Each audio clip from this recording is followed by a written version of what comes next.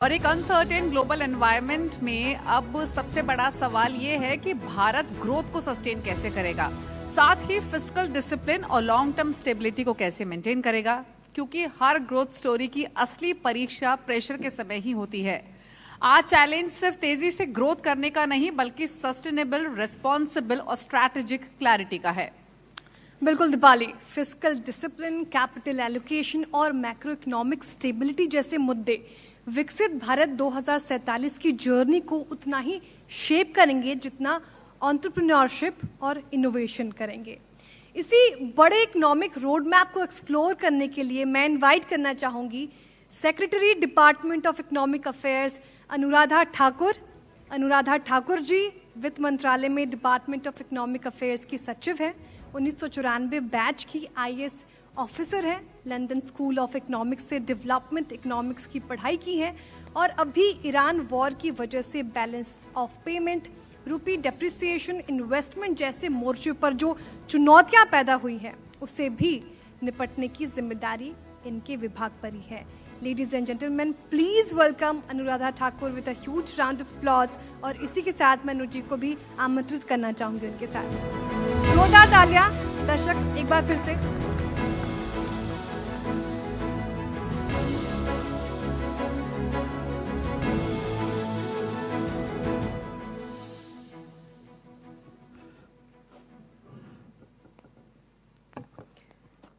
बहुत बहुत धन्यवाद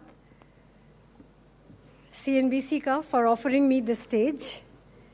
आदरणीय अतिथिगण, सहयोगी और मित्र, आज हम चुनौती और अनिश्चितता के दौर में मिल रहे हैं। पश्चिम एशिया में चल रहे संघर्ष को लगभग 3 महीने हो चुके हैं और अब इसका असर पूरी दुनिया की अर्थव्यवस्था पर दिखाई देने लगी है। तेल की बढ़ती कीमतें, प्रभावित होती सप्लाई चेन, बढ़ता महंगाई का दबाव और कठिन होती फाइनेंशियल कंडीशंस, ये सभी मिलकर वैश्विक अर्थव्यवस्था पर दबाव बना रहे हैं।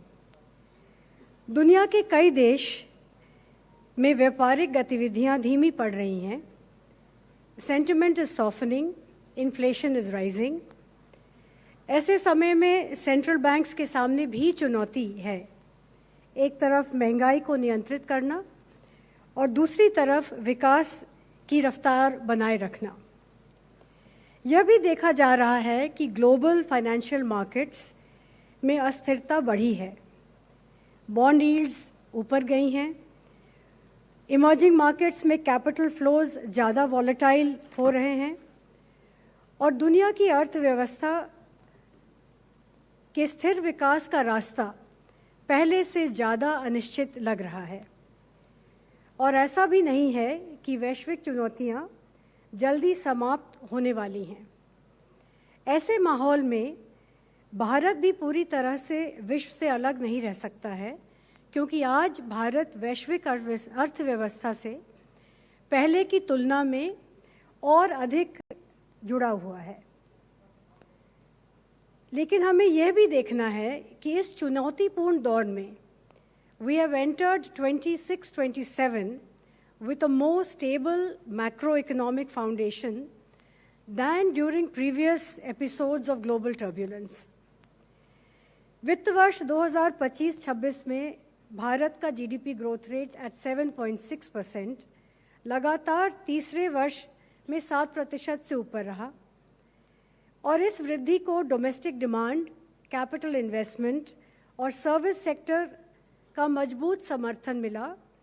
And as on date these drivers remain strong. Retail investment घटकर ऐसी स्थिति पे आई जो पहले के वर्षों से कम है। फिस्कल डेफिसिट भी लगातार कम हुआ है। सरकार की तरफ से कैपिटल एक्सपेंडिचर पिछले कुछ वर्षों में बहुत बढ़ा है। आप लोग इस जानकारी से संपर्क हैं, जिससे इंफ्रास्ट्रक्चर और विकास की गति को बहुत गति और बल मिला है। बैंकिंग सेक्टर भी पहले की तुलना में कहीं मजबूत स्थिति में है और हमारे फॉरेक्स रिजर्व्स लगभग $700 बिलियन पे भारत को पर्याप्त सुरक्षा प्रदान कर रही हैं। लेकिन यह भी सत्य है कि अभी हालात पूरी तरह सामान्य नहीं हैं और हमें स्थिति पर लगातार नज़र बनाए रखनी होगी। जनवरी 2026 में क्रूड ऑयल की कीमत $63 प्रति बैरल थी, जो कि मई में आते आते $109 प्रति बैरल पे पहुंच गई है।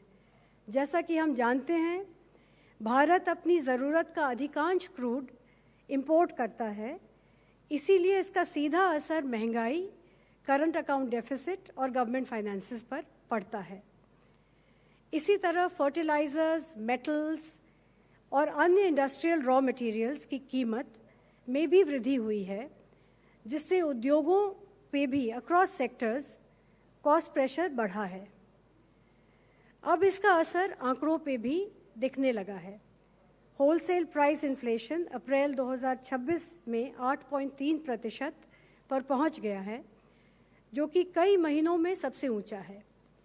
फिलहाल रिटेल इन्फ्लेशन कुछ हद तक नियंत्रित है, लेकिन उत्पादन लागत में बढ़ोतरी का असर धीरे धीरे आम लोगों तक पहुंच सकता है और सरकार इस स्थिति पर लगातार we are monitoring this situation very carefully. Positive side पर, as you all are aware, domestic high frequency indicators present a mixed picture. Rural demand में कुछ सकारात्मक संकेत हैं, जैसे कि टू व्हीलर और ट्रैक्टर बिक्री में मजबूती, जीएसटी कलेक्शंस और डिजिटल पेमेंट्स में भी आर्थिक गतिविधियों को दर्शा रहे हैं, परंतु मैन्युफैक्चरिंग और कोर सेक्टर्स की रफ्तार पहले की तुलना में कुछ धीमी हुई है। इन परिस्थितियों को देखते हुए सरकार ने आम नागरिक और उद्योगों पर प्रभाव कम करने के लिए कई कदम उठाए हैं। ऊर्जा क्षेत्र में भारत ने पिछले कुछ वर्षों में अपने तेल के आयात के स्रोतों को काफ़ी डाइवर्सिफाई किया है। आज भारत लगभग 40 देशों से तेल आयात करता है और पहले की तुलना क्रूड की ज़्यादा मात्रा लगभग 70% ऐसे क्षेत्रों से आती है जो वर्तमान संघर्ष से कम प्रभावित है। इससे हमारा एक्सपोजर कुछ हद तक कम रहा है। सरकार ने ईंधन और आवश्यक वस्तुओं की उपलब्धता सुनिश्चित करने के लिए डिमांड और सप्लाई दोनों साइड से कई कदम उठाए हैं, जैसे ऑल्टरनेटिव सोर्सेज से आपूर्ति सुनिश्चित करना, डोमेस्टिक रिफाइनरी में प्रोडक्शन बढ़ाना, सप्लाई के कुछ की क्षेत्रों को प्राथमिकता देना, फ्यूल एक्सपोर्ट्स पे रेस्ट्रेंट लगाना इत्यादि। आम लोगों पर बोझ कम करने के लिए पेट्रोल और डीजल पर एक्साइज ड्यूटी की भी कमी की गई है, ताकि अंतर्राष्ट्रीय कीमतों का पूरा असर सीधे उपभोक्ताओं पर ना पड़े। इसके साथ साथ लॉन्ग टर्म एनर्जी सिक्योरिटी को मजबूत करने के लिए भी तेज़ी से काम किया जा रहा है। सरकार ने कोल गैसिफिकेशन जैसी योजनाओं को मंजूरी दी है, जिससे देश में उपलब्ध कोयला का उपयोग करके फर्टिलाइजर्स, पेट्रोकेमिकल्स और अदर इंडस्ट्रियल प्रोडक्ट्स बनाए जा सकें। इससे आयात पर निर्भरता कम होगी और साथ में ही विदेशी मुद्रा की बचत। उद्योगों और निर्यातकों को राहत देने के लिए भी कई कदम उठाए गए हैं। एमएसएमई एक्सपोर्टर्स को सहायता, फास्टर कस्टम क्लियरेंस, कुछ शुल्कों में राहत, विभिन्न सेक्टर्स को credit support, the marine reinsurance pool fund, जिससे already 2 cases have already been approved, उद्योगों को इस कठिन समय में स्थिर रखने में मददगार साबित हो रही हैं। भारत ने पिछले कुछ वर्षों में दुनिया के कई देशों के साथ व्यापारिक और आर्थिक साझेदारी को मजबूत किया है।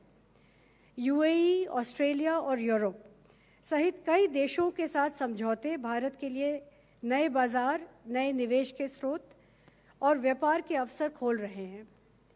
इसके अलावा भारत तेज़ी से उन क्षेत्रों में अपनी स्थिति मजबूत कर रहा है जो आने वाले समय में वैश्विक अर्थव्यवस्था को आकार देंगे, जैसे electronics, semiconductors, AI based services, digital infrastructure, biopharma and critical technology supply chains. Bharat ने renewable energy, green hydrogen, biofuel और सोलर मैन्युफैक्चरिंग को भी बल दिया है।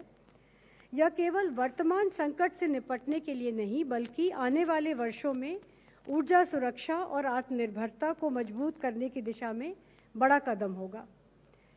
निवेशकों का भरोसा मजबूत करने के लिए सरकार लगातार सुधार भी कर रही है। एफडीआई नियमों को सरल बनाया गया है। कई सेक्टर्स में एफडीआई की निवेश की सीमाएं बढ़ाई गई हैं और कारोबार करना आसान करने के लिए प्रक्रियाओं को सरल किया गया है। Continuous and sustained reforms have become the order of the day in government functioning. हमें ये ध्यान रखना होगा कि while we continue to address the current situation, परंतु आने वाले महीनों में वैश्विक स्थिति कुछ सामान्य हो भी जाए, पर उसका पूरी तरह से स्थिरता लौटने में अभी समय लगेगा। इसीलिए हमें लंबी अवधि की तैयारी के साथ आगे बढ़ना है। भारत के पास, जैसा कि मैंने मेंशन किया, foreign exchange reserves are strong, services exports remain strong, हमारी वित्तीय स्थिति बेहतर है पहले से, जो इस कठिन समय में हमें सहारा दे रही है। परंतु we also recognize that current account deficit is one area that we have to watch carefully, क्योंकि हमारे imports ज़्यादा है और अभी विश्व स्तर पे prices बढ़े हुए हैं क्रूड की, जिसमें हम डिपेंडेंट हैं imports पे। इसीलिए वैश्विक परिस्थितियों को देखते हुए सतर्क और संतुलित नीति की आवश्यकता बनी रहेगी। मैं अंत में ये कहना चाहूँगी, this was to give you a picture of how we see in line with the topic of the seminar and the workshop that जो हो रही है यहाँ पे, that we recognise that our macroeconomic fundamentals are strong. We recognise कि विश्व में अनिश्चितता बनी हुई है और इसका असर अभी आगे भी चलेगा। यही फीडबैक हमें इन्वेस्टर्स से, हमें उद्योग से और लोगों से मिलता है।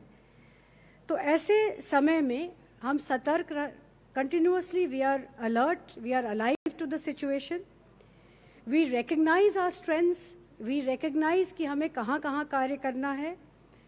और मैं यह कहना चाहूँगी कि वी विल कंटिन्यू कि जिस तरह से हम कोऑर्डिनेटेड और रिस्पॉन्सिव और अडेप्टेबिलिटी शो कर रहे हैं अपने एक्शन में, अपने पॉलिसी सपोर्ट में, वो कायम रहेगा। और साथ में जो थोड़े मीडियम टर्म इम्पॉर्टेंट हमारे स्ट्रक्चरल इश्यूज़ को एड्रेस करने की जो हमारी मुहिम है, चाहे मैन्युफैक्चरिंग को स्ट्रॉन्ग करना, चाहे सर्विसेज सेक्टर को स्ट्रॉन्ग करना, जो कि पिछले कई सालों से आप देख रहे हैं, we will continue on that path to strengthen our fundamentals, to address the structural problems, and most importantly, we will continue the reforms that are needed, ताकि हम हमारे उद्योगों को ease of doing business मिले और साथ में नागरिकों को ease of living, and while parallelly continuing to work so that हम आत्मनिर्भरता की तरफ अग्रसर रहें। बहुत बहुत धन्यवाद एक बार और to provide me the मंच, and wishing everyone that we can come out with this on this crisis stronger like we always have, and the assurance that government is fully alert and alive to the situation, and we will continue with our policy actions. Thank you so much.